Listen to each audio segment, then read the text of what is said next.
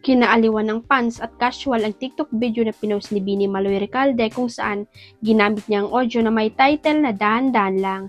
Sa nasabing trending TikTok post ay makikita at maririnig si Bini Joanna Robles na tinatanong si Maloy, bakla ka ba? Ang tanong ni Joanna. Pero imbes na sagutin ay nagtanong din si Maloy kay Jo, mahaba ba baba mo? Ang tanong ni Maloy kay Joanna, oo ang sagot ng audio na nililipsing ni Joanna na sinagot naman agad ni Maloy ng di oo rin sagot ko. Obvious naman na natisod lang ng dalawa ang nasabing audio sa social media app at for sure tulad ng maraming netizen ay natawa rin sila rito kaya gumawa sila ng sarili nilang entry. Kuda ng matambay sa social media, sakto at bagay na bagay raw sa dalawang nasabing ukrayan. Parang totoo raw at mistulang ginawa para sa kanila. Hinala ng fans at casual mukhang sinadya nga raw ito ni Maloy.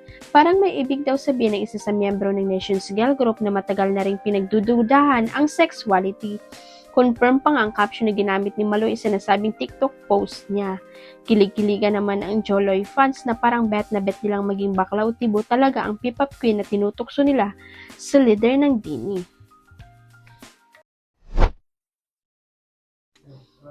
Layag na layag ang pagbabakasyon ng sinasabing magjowang sina Mika Salamanca at Will Ashley sa Bangkok, Thailand nitong Holy Week. Trending na trending ang mga photo nila together. Chika nga ng mga atribidang netizen, gaya-gaya raw ang Mikwil sa pinag-uusapang couple na una nang naispatan sa Bangkok bago pa man magbakasyon sina Catherine Bernardo at Mayor Mark Alcala.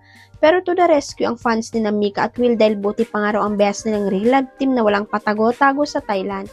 Kiber nila kung may makakita man sa kanilang sweet-sweetan sa nasabing lugar dahil sila pa nga mismo ang matapang nagpapapicture together para ma-post sa social media.